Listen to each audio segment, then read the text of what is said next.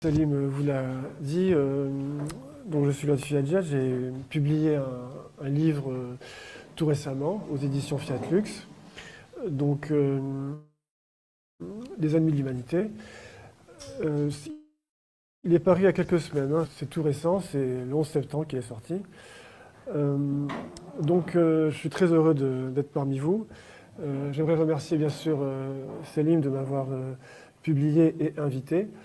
Et j'aimerais également remercier tous les organisateurs de cette conférence et tous ceux qui se sont déplacés aujourd'hui pour venir, pour venir écouter cette présentation. Alors, donc le livre, donc Les ennemis de l'humanité, c'est un titre qui est très ambitieux, qui est peut-être même prétentieux, parce qu'on pourrait m'objecter qu'il n'y a pas d'ennemi général de l'humanité. Il y a des ennemis particuliers, selon les nations, selon les époques. L'ennemi de la veille peut se révéler un allié le lendemain. Donc on pourrait me dire il n'y a pas d'ennemi universel de l'humanité. Il y a des ennemis particuliers selon le temps, selon le lieu, etc. Bon, alors justement, moi, mon ambition, c'était de m'interroger sur cette question. Est-ce qu'il y a des ennemis généraux de l'humanité, quel que soit le lieu ou l'époque? Donc c'est une question philosophique, c'est une interrogation philosophique. Y aurait-il un ennemi général comme ça de l'humanité? Au-delà des inimitiés particulières, au-delà des conflits politiques, culturels. Alors voilà, donc c'est l'ambition du livre. Et donc c'est le travail que j'ai voulu faire dans ce livre. Donc c'est une question philosophique. Alors évidemment, il faut commencer par définir ce que c'est un ennemi de l'humanité. Sur quels critères on va le définir? Après, il faut définir le bien. Qu'est-ce que le bien de l'humanité? Pour savoir qui sont les ennemis de ce bien. Donc c'est des questions très, très générales. Alors après, donc, le bien de l'humanité, selon les hédonistes, c'est le plaisir, comme Michel Onfray. Selon les stoïciens, c'est la vertu, c'est le bien moral. Et selon les religieux, bien sûr, c'est de se rapprocher de Dieu. Donc chaque école philosophique, chaque école de pensée définit ce qu'est le bien de l'humanité et donc définit ce que pourraient être les ennemis de l'humanité. Donc là, il y a une difficulté. Alors moi, la solution à cette difficulté, c'est de trouver un principe élémentaire qui met tout le monde d'accord. Et ce principe, selon moi, c'est très simple. L'ennemi de l'humanité, c'est celui qui attente à la vie d'un homme. C'est-à-dire qu'il le tue. Voilà. Alors, non seulement donc qu'il le tue, mais qui ne se repent pas de son crime, qui l'assume, qui n'en conçoit pas une culpabilité. Voilà, donc ça serait vraiment un ennemi de l'humanité. Et donc, par conséquent, si on trouvait une idéologie fondée sur le meurtre de l'homme, sans repentir, eh bien, ça serait véritablement une idéologie ennemie de l'humanité. Je pense que personne ne pourra me contredire. Bon, alors, donc j'ai cherché dans l'histoire, dans les traditions, etc., s'il y avait une telle idéologie fondée sur le meurtre de l'homme, voilà, sans repentir. Et je n'ai pas cherché longtemps, j'ai trouvé donc Caïn. Caïn, dans la Bible, c'est le frère d'Abel, et il est considéré donc dans la tradition biblique comme le premier meurtrier de l'humanité. Le tout premier, c'est le premier homme qui a tué un homme. Donc c'est Caïn. Donc non seulement il tue son frère Abel, sans aucune raison, hein, ni par vengeance, ni par volonté de justice, c'est juste par jalousie, par orgueil qu'il le tue. Donc c'est un crime évidemment impardonnable. Et Caïn assume son crime, il ne se repent pas de son crime. Et donc, moi, pour ma part, je le considère comme le premier ennemi de l'humanité. Voilà. Et du coup, alors là où ça devient très intéressant, c'est que je me suis dit, mais s'il y avait une lignée, une descendance depuis Caïn, une lignée idéologique depuis Caïn, ça serait quoi aujourd'hui cette lignée? Est-ce qu'elle a traversé les siècles? Donc c'est la question que je me suis posée. Et donc j'ai cherché donc, dans la Bible, etc., la descendance de Caïn, de génération en génération. Et donc j'ai fait des découvertes vraiment stupéfiantes. Donc j'ai fait des découvertes stupéfiantes. Alors simplement, j'ai été aussi un peu arrêté dans mon élan, parce que dans la Bible, la lignée de Caïn s'arrête au déluge. Voilà. En revanche, dans le Coran, la lignée de Caïn continue après le déluge. Et certaines exégèses juives disent ça aussi, que la lignée de Caïn continue après le déluge. Donc mes recherches ont continué. Donc de génération en génération, j'ai retracé l'arbre généalogique, si vous voulez, de Caïn. Et alors ce qui m'a aidé beaucoup dans la restitution de cette lignée, c'est que le Coran révèle un lien entre le personnage d'Israël et le personnage de Caïn. Parce que l'Israël, c'est un personnage hein, dans la Bible, c'est pas une nation. Au départ, en tout cas, c'est un personnage, Israël. Et donc, le Coran nous dévoile une information vraiment époustouflante, en tout cas insoupçonnée. Donc, le lien qu'il y a entre Caïn et Israël. Ce lien-là m'a beaucoup aidé c'est extraordinaire. Vous le verrez dans le livre. Je vous révèle pas ça pour vous donner le plaisir de découvrir tout ça dans le livre. Mais en tout cas, c'est grâce à cette information surprenante que j'ai pu reconstituer la lignée. Donc c'est une lignée maudite. C'est une lignée maudite puisque Caïn a été maudit par Dieu. Donc son crime n'a pas été pardonné. Caïn n'a pas demandé pardon, il ne s'est pas repenti. Donc Dieu l'a maudit et l'a condamné à une errance sans fin. Donc Caïn est maudit, il assume son crime, et toute sa descendance n'a pas cherché à se repentir du crime de leur ancêtre. Donc la lignée est maudite. Et cette lignée maudite, on trouve par exemple, dans cette lignée, on trouve Enoch. Alors il ne faut pas confondre le Enoch de la lignée de Seth et le Enoch de la lignée de Caïn. C'est deux Enoch différents. Voilà. Alors, donc le Enoch de la lignée de Caïn, avec un H, eh bien, figurez-vous que c'est celui dans la tradition, hein, c'est ce qu'on dit. Enoch a initié la nomination des lieux et le décompte des temps. Voilà, la tradition dit ceci à propos d'Enoch. Et figurez-vous que ce Enoch, il est considéré par la franc-maçonnerie comme le premier initié. Voilà. Donc c'est pas une information négligeable. Donc Enoch, le premier initié. Alors on trouve cette information chez Albert Mackay. C'est un franc-maçon de haut degré, rite écossais, qui a écrit plusieurs livres sur la franc-maçonnerie. Et donc il nous dit que Enoch, c'est considéré comme le premier initié par la franc-maçonnerie. Ensuite, on trouve comme personnage Tubal-Caïn.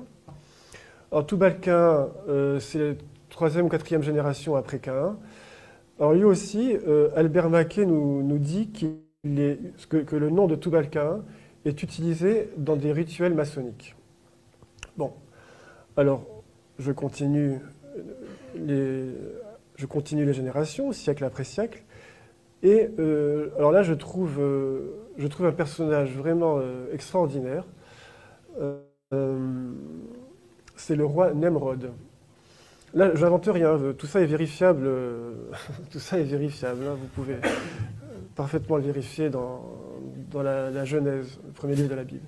Donc le roi Nemrod, donc arrière-petit-fils de Caïn, Donc c'est le premier tyran de l'histoire de l'humanité, selon la tradition biblique. Le premier tyran. C'est le fondateur de Babylone et de la tour de Babel. Donc c'est un personnage très significatif.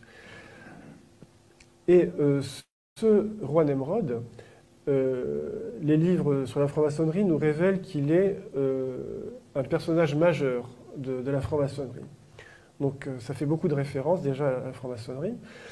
Donc voilà les personnages très importants que j'ai découverts dans cette lignée idéologique. Alors ensuite on arrive au IIe siècle après Jésus-Christ. Et là je fais une découverte assez incroyable. Je découvre une secte gnostique, donc IIe siècle après Jésus-Christ, qui s'appelle les Caïnites. Alors, comme son nom l'indique, les Caïnites, ça vous pouvez...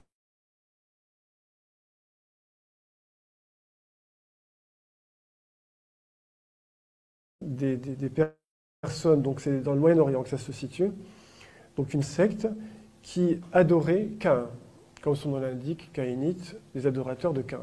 Voilà.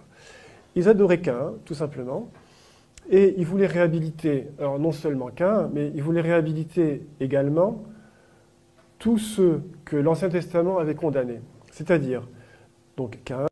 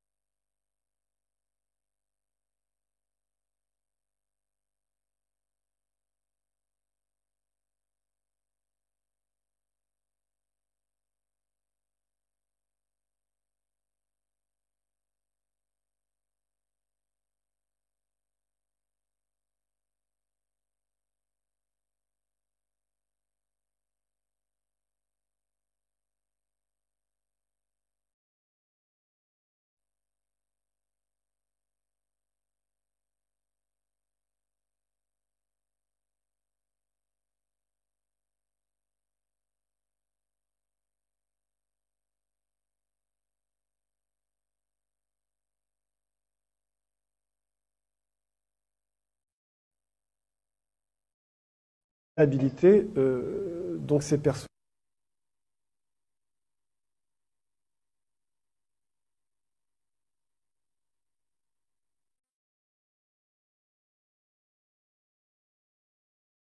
Ces Caïnites divisaient l'humanité en deux groupes. Donc, le premier groupe, ils les appelaient les Béni Caïn. En hébreu, c'est les fils de Caïn. Alors, au passage, il est intéressant de voir qu'ils utilisaient la langue hébraïque. Donc le premier groupe, les Béni Caïn, c'était l'élite de l'humanité. Selon leur doctrine, hein. Donc les fils de Caïn, précisément, les fils de Caïn sont l'élite de l'humanité. Ils sont destinés à être initiés au secret de ce monde. Ils sont destinés à jouir sans entrave morale, de tous les biens ici-bas. Voilà.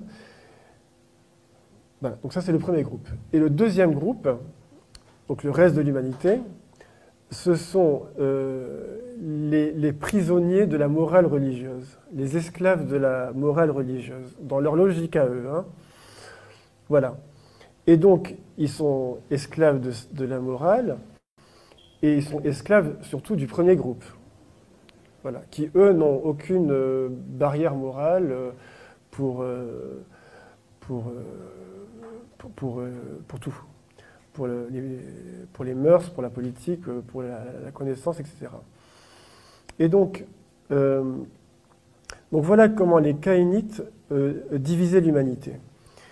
Et alors je vais pas commenter, je ne vais pas vous faire un dessin, mais je pense que vous avez reconnu dans cette doctrine tout ce qui constitue l'idéologie actuelle de ce qu'on appelle les mondialistes, l'oligarchie mondialiste. Alors effectivement, dans cette idéologie des Caïnites, on reconnaît aisément l'idéologie franc-maçonnique dans tout ce qui concerne l'initiation, les secrets, donc ça c'est évident. On reconnaît aussi, incroyablement, on reconnaît mai 68 dans cette manière de jouir sans entrave, jouir sans entrave morale. Donc là, c'est mai 68.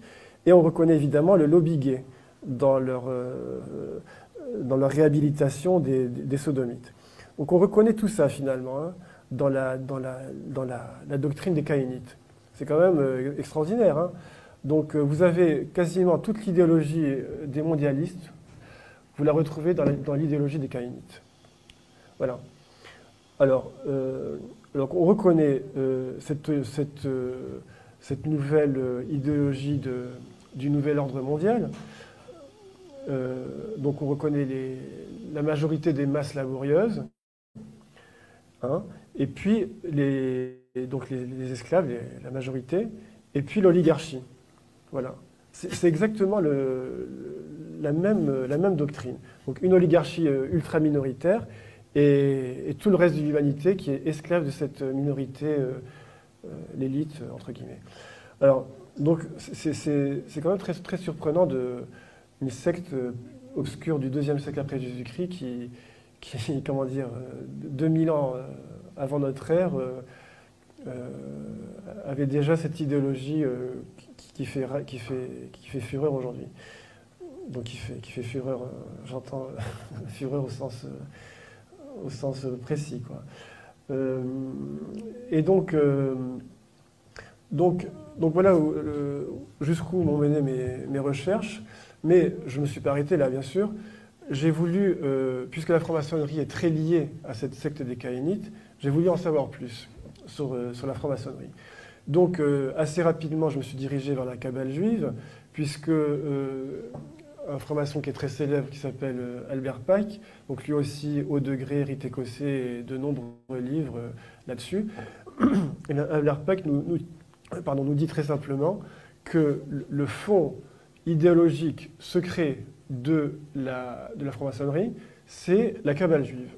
Bon, alors je l'ai pris au mot, et j'ai mis mon nez dans cette Kabbale juive pour analyser l'idéologie inhérente à cette Kabbale. Donc j'ai analysé tout ça, donc l'arbre des séphirotes, le fameux Tzimtzum, dont je ne comprenais rien il y a encore quelques années, mais là j'ai découvert, en analysant bien les choses, j'ai été très surpris moi-même. Et finalement, au bout de toutes ces analyses, que je vous laisse découvrir, hein, c'est très foisonnant, eh bien, je suis arrivé à la conclusion que dans la Kabbale juive, on a vraiment le même paradigme idéologique que celui des caïnites. La même idéologie, la même doctrine. C'est vraiment très surprenant. On peut calquer l'un sur l'autre. Hein. Vous verrez, hein, c'est vraiment impressionnant. Donc j'en ai conclu qu'il y avait effectivement une lignée idéologique qui ne s'est pas interrompue depuis et qui a été, à travers les siècles, qui a continué. Donc à travers cette secte, à travers la Kabbale, à travers la franc-maçonnerie, etc. Et donc idéologiquement, il y a une continuité idéologique très nette. Voilà. Alors vous allez me dire quel est le paradigme finalement de cette doctrine des caïnites. Moi je la résumerai en 3 mots, c'est très simple. Rébellion contre Dieu. Voilà. On peut tout résumer juste avec ces 3 mots. Donc, alors évidemment, vous allez tout de suite me dire que le modèle suprême de la rébellion contre Dieu, c'est évidemment Satan. Bon, eh bien, effectivement, c'est le cas. Donc, je vous laisse découvrir tout ça. Hein. Alors, voilà, donc en quoi consiste la rébellion contre Dieu? Eh bien, évidemment, ça consiste à revendiquer, bon, évidemment, l'insoumission à Dieu, mais ça se manifeste aujourd'hui de différentes manières. Par exemple, le laïcisme. Bon, ça c'est plutôt simple. Ça se manifeste aussi par le progrès scientifique sans frein moral. Ça, c'est comment dire, une rébellion contre Dieu, sans frein moral. Donc ça aussi, c'est l'esprit caïnite. On se rebelle contre Dieu, c'est la liberté de l'homme contre la souveraineté divine, contre la volonté divine. Ensuite, la rébellion, c'est aussi l'esprit de transgression, transgression morale. Alors cet esprit de transgression, Jacques Attali nous a fait une déclaration là-dessus, assez récemment, en disant que les Israélites étaient à l'avant-garde de la transgression. Je crois que c'est ça. Donc c'est ça, l'esprit de transgression morale. Alors ça se manifeste aussi par une formule qui est très significative, c'est la liberté absolue de conscience. Cette expression-là, la liberté absolue de conscience, c'est une expression qui a été formulée par Daniel Keller, le grand maître du Grand Orient actuel. Il a fait cette déclaration donc, à la télévision, dans une émission Le Petit Journal, sur la chaîne Canal+. Et donc, il répondait à l'animateur, il lui disait le principe de notre association philanthropique, le principe, c'est la liberté absolue de conscience. Alors ça, c'est intéressant, parce que ça rejoint les caïnites finalement. C'est-à-dire que la liberté absolue, donc c'est-à-dire transgression tous azimuts, donc liberté absolue, donc c'est-à-dire qu'on n'a pas de frein moral, on n'a pas c'est envers et contre les lois morales de Dieu, envers et contre Dieu. C'est ça que ça veut dire, hein, liberté absolue de conscience. C'est-à-dire qu'on exclut toute considération morale. Donc il y a toujours ce rapport de rébellion à Dieu. Voilà. Et donc liberté absolue de conscience, liberté absolue de science, donc une science exclusive qui exclut la conscience morale, qui exclut l'homme finalement, puisque l'homme se caractérise par une conscience morale. Donc une science qui est exclusive, qui exclut donc la conscience morale, qui exclut l'homme finalement, qui exclut Dieu, qui exclut l'idéal moral, et qui plonge finalement l'homme dans une aliénation totale. Voilà. L'homme est étranger à ce que cette science moderne veut faire de lui. Et qu'est-ce qu'elle veut faire de lui ? Un exemplaire interchangeable d'un modèle technique. Voilà, donc un objet expérimentable, exploitable et rentable. Alors, donc, tout ça, c'est l'idéologie des caïnites. Hein. Donc c'est une science qui cherche non pas tellement la vérité, mais qui cherche à maîtriser et à contrôler la nature, envers et contre Dieu. Donc maîtriser et contrôler la nature, l'homme, la vie et la mort. Voilà. Et le but ultime pour la science, évidemment, c'est la science moderne, c'est d'accéder à l'immortalité de manière scientifique, sans recours à Dieu. C'est-à-dire que c'est une manière de défier les lois divines. Donc là, on est vraiment dans cette idéologie de Caïn qui défie Dieu, qui le défie en revendiquant sa liberté, en revendiquant son intelligence, la puissance de son savoir, etc. Et donc, alors, c'est la même lignée idéologique. Hein. Là, je voudrais faire un petit parallèle avec Nemrod. C'est très intéressant parce que Nemrod, l'histoire nous dit qu'après le déluge, Dieu ordonne à tous les hommes de se répandre sur la terre, de peupler la terre. Et Nemrod se rebelle. Et donc, qu'est-ce qu'il fait ? Il rassemble des hommes par la force et il leur ordonne de construire la tour de Babel. Et pourquoi il veut construire cette tour ? Pour se protéger d'un éventuel nouveau déluge, d'une nouvelle punition divine. Et en disant que si la tour est assez haute, eh bien, elle nous protégera des flots, elle nous protégera de la punition divine. Donc en fait, Nemrod, il mise sur la force des hommes, sur l'intelligence des hommes, contre la volonté divine, contre Dieu. Donc c'est toujours les forces humaines, l'intelligence humaine, contre la puissance divine. Donc c'est toujours un défi. Nemrod défie Dieu. Donc on a toujours le même rapport de rébellion. Donc la liberté de l'homme contre la souveraineté divine. C'est toujours ce même schéma. Exactement. Alors vous allez me dire, mais alors quelle est la solution pour émanciper l'humanité de ses ennemis? Alors effectivement, la solution, alors est-ce qu'il faut envisager une solution collective ou alors est-ce que la solution elle est individuelle? C'est-à-dire que chacun doit avoir une initiative personnelle pour s'émanciper et que les solutions collectives en général c'est l'opium du peuple. Alors moi je pense que les solutions collectives sont le plus souvent de l'opium du peuple car le plus souvent ces solutions collectives ne suscitent pas l'émancipation individuelle pour chacun. Donc par exemple, on a la science moderne qui promet l'émancipation universelle et matérielle de l'humanité contre le salut spirituel de l'âme individuelle, en disant tous ces trucs spirituels, c'est de la superstition. Donc elle disqualifie l'émancipation individuelle d'une certaine manière. On a aussi l'exemple de Marx et des marxistes.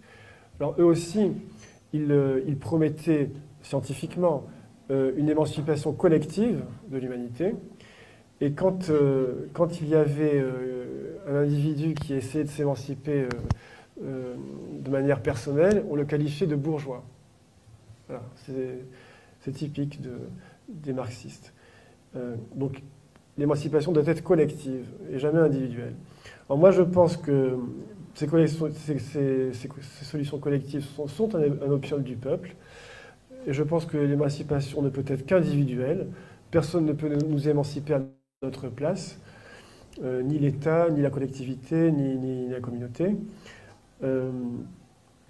Alors maintenant, vous allez me dire les religions. Alors les religions ne sont pas un opium du peuple dans la mesure où elles suscitent en chacun de nous une volonté de s'émanciper, de sauver son âme, etc. Donc voilà, dans cette mesure-là, puisqu'elle suscite en chaque individu le désir d'émancipation, ce n'est pas le point du peuple pour moi. Donc voilà, les ennemis de l'humanité, en fait, font tout pour enterrer toute émancipation personnelle. Voilà en quoi ils sont ennemis de l'humanité. Et on en arrive à un point extrême aujourd'hui. Cette solution collective, elle devient mondiale aujourd'hui. Donc c'est un projet d'un État mondial qui prendrait en charge l'humanité entière en lui promettant de l'émancipation. Donc là, on arrive à l'apothéose. Donc voilà qu'on arrive, donc un État mondial qui donnerait l'illusion d'une émancipation générale de l'humanité. Donc, alors vous allez me dire, évidemment que cette émancipation mondiale, c'est un leurre. Et ce qu'on aura à la place, c'est plutôt une domination mondiale radicale. Voilà. Donc, alors maintenant, je vais rentrer, je vais vous dire très clairement que ce projet mondialiste, ce projet politique des ennemis de l'humanité, c'est très concret parce que, bon, déjà, ce projet de gouvernance mondiale, on a des déclarations fracassantes de Jacques Attali, par exemple, donc qui souhaite que Jérusalem soit la capitale de ce futur gouvernement mondial.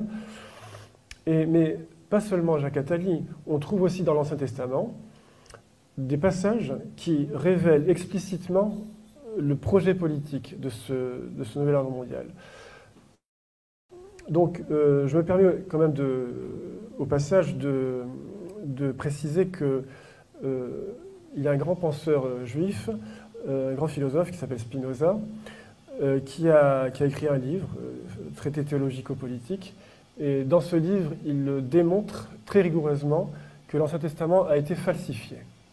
Bon, on peut se fier à lui tout de même. Bon, donc, le Coran dit que la Torah a été falsifiée. Bon, enfin, l'Ancien Testament. Eh bien, Spinoza dit ça aussi. Donc, alors, il faut prêter l'oreille. Si ce texte de l'Ancien Testament a été falsifié, il a été falsifié par les ennemis du judaïsme. Alors, et donc, moi, je montre dans ce livre que c'est ces ennemis de l'humanité qui ont falsifié ce texte. Et donc, voilà, donc je vais vous lire quelques extraits qui vous allez très vite comprendre. Donc, c'est un projet qui est confirmé par la franc-maçonnerie, puisque le but avoué de la franc-maçonnerie, c'est la reconstruction du temple de Salomon à Jérusalem. Donc vous voyez, il y a une convergence idéologique absolument incontestable. Alors la reconstruction du temple, c'est aussi le projet ultime du sionisme religieux, surtout après 67. Donc voilà, donc tout converge, toutes les pièces du puzzle sont emboîtées les unes dans les autres. Alors je vous lis donc c'est le livre d'Ésaïe, précisément, le livre d'Ésaïe. Et donc, dans ces passages-là, c'est Dieu qui est censé parler par la bouche du prophète Ésaïe.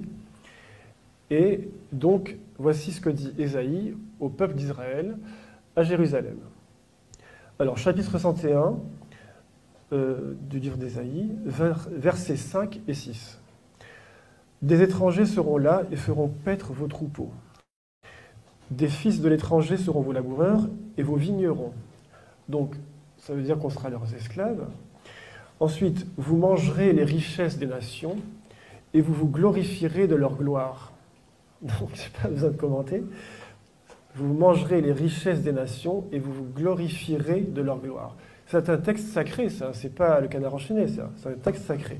Bon, alors, ensuite, chapitre 60, versets 10, 11 et 12.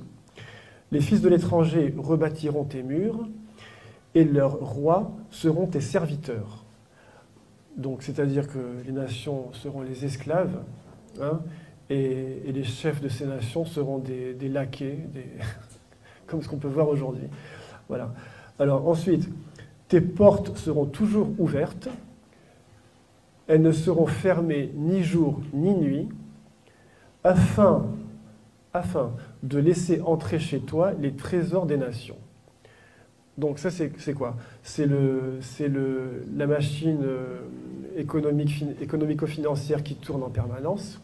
Hein. Donc, tes portes ne seront fermées ni jour ni nuit. Donc, les trésors des nations iront chez toi. Donc, c'est la mondialisation de la finance et de l'usure au profit de Jérusalem. Le texte, je n'ai pas besoin de commenter, hein, c'est explicite. Alors, je continue. Donc, afin de laisser entrer chez toi les trésors des nations et leurs rois avec leur suite. Donc là, les chefs des nations seront les laquais, les serviteurs de Jérusalem. Voilà. Alors, je continue. Car la nation et le royaume qui ne te serviront pas périront. Ces nations-là seront exterminées.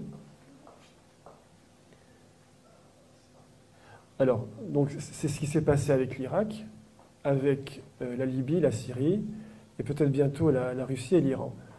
Donc, là encore, c'est tellement explicite, j'ai à peine besoin de commenter.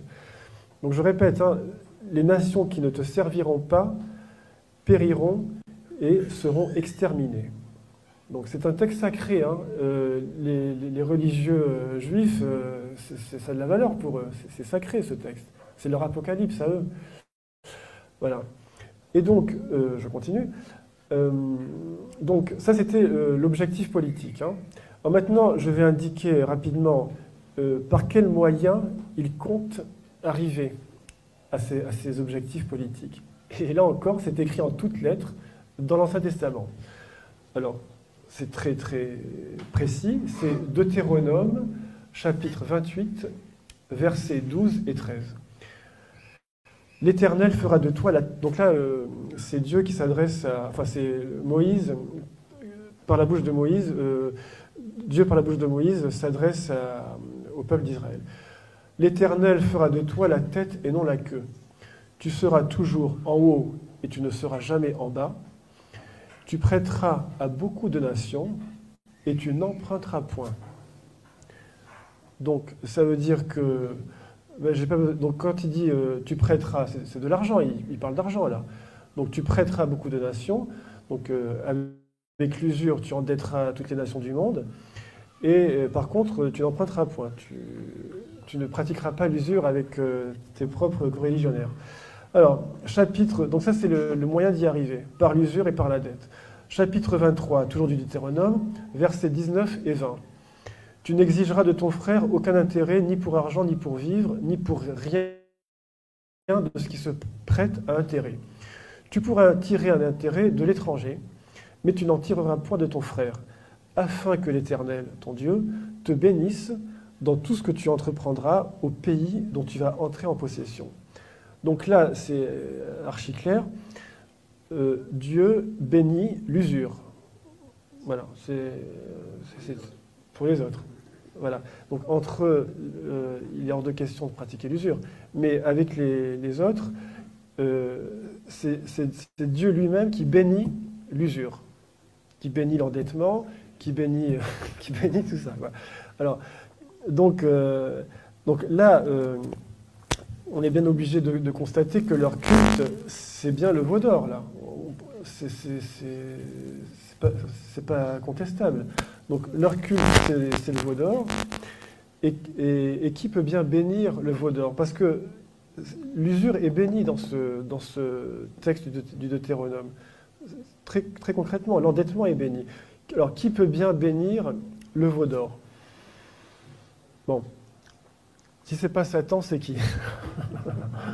Alors, donc voilà, je ne suis pas rentré dans tous les détails, mais voilà globalement ce qu'on peut dire sur les ennemis de l'humanité.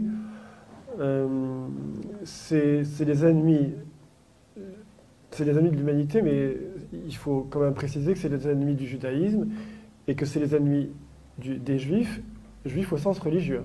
Voilà. Voilà de qui ils sont les ennemis.